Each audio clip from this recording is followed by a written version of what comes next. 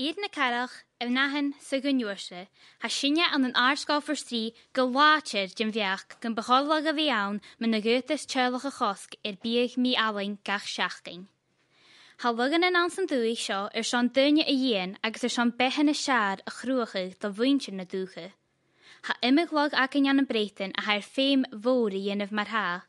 Ha lugan an alman ac an fyd cwt cyn joch látir i cheannach, is smyrni chyr yn diffyr a ha casg smochgi an an nach cyn poplach ar i dhéanamh. A thulig ar sin, ha dio öfyr sean an lug a chur is casg asper in yr atin. Siwch, brisi cwt dy gynnin na luganin agus mad bachor heit yn penasachig. Ach, ha lugan an nawn, slacht an tuis yn fyd dynne behe safiltje alain ysteachig aif hein agus gan tjylach achge. Ha sin je clach te doe, ha sin y tucsyn cysyon haid dawn, agus yn haid mar fast je ar behe wael. Ma sin, han tamag yn realtas smach gain in ha dynne y giche sy'n dwi sio, agus in y chinasin agus na dilichatasin ha yn leib droch fiag. Ha sin je dim fiach, nach dienig e kron itir casg a chud in ha tjörlich yn y giche je fiag mi alain an y breithing gach siachging, agus dienig sio feim je chlanche agus doi behe gynne feich na dúche. Cyrsian na chai folwg sio chwyr roi'n coiw? Wel, fo na ha crwy eim ir y lihid. Bi ffys agaf mar ha gyfer chynus yn cria agus chynus yn tiwchga ciangtir i rawadach agus doi behe mi alain agus gyfer na chynus yn sio sir gol y meid a misg sin agus gyhari og. Ha sin ceinseach gyfer sif ula in y ffigur yn eichging sion rawadach sy'n dwych ha sio. Ha cartrogen tlwg either siab diag agus seisgyd sa cehid blian y gys a ffwlang le rawadach. Is a ffigur yn tîn amach gyfer siach diag sa hiad di chlawn fo coig blian y gys a ffwlang leis cwtioch. Sdien tafyr ys yn sio? Cyn twygsio ag parentin. Biag mi alain ag prísin ísal agus sanasach a thorstiir biag mi alain a bhí chotarinioch da gynne. Nach grach na parentin na haun a bhí Jean of Keenchach go bhfuil cummal an tjölach ach go héin falling vo hús. Had de reisnas ag parentin an cwt chlanne a chummal talíte is falling is ma haid rauwer vo go ma og, nach sinna cialacha go bhfuil na spúrtiche a bhí rauwer fat an behe. An tjúnsachig og, an tjúnsachig báoch, weil cha Jean seo chús mar a hele de giúnsachig ach droch leachgiem. Nach hele fíre ra, go bhfuil dynne na spiarstich mar is tríche, na salin bionasatje. Cyrsian? Fona ha doi behe na salin achge, far a ville de kakerach, le jo vieg a natje vi kud TV dinner mar a chanesiet biel of na clown.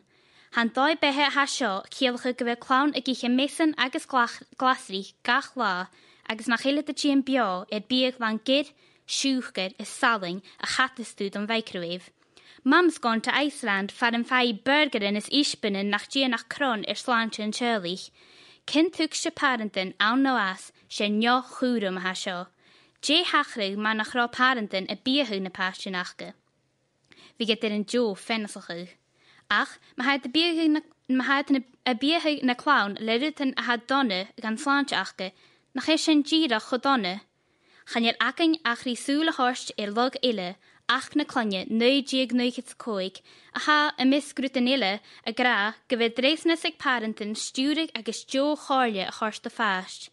An enam an orstjen, mam, ma ha gulak het itir in tjölach na tjej fask in Iceland. Mar sin, nach hele uavasach gyfile nir a rinne an an Àrdsgoil Phort an lag vunnitach a ha sio a chruachig as le an realtis. Ach, le daid falling mar hacam hín agus alana ha uolach go ma mór Àrdsgoil in na náca, cárlia thorstachad mu bhíag agus slánse. Chanir cárlia nó föllam mór an féime dhéanamh, han tam ann tach na slátere agus na spóivóre a gáil. Bhí cuach cúl vog. Dhéimich dyn éisteach an ursin na bhíget an penasachig.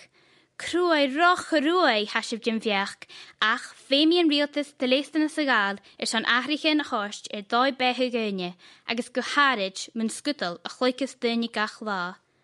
Na de hukis na parentin an jiffer a hik slantje an tjörlich, tuki na dynne oke an un rut, agus hik pisach diet agus slantje gynne, re unje, mar a hine bík, nine bík.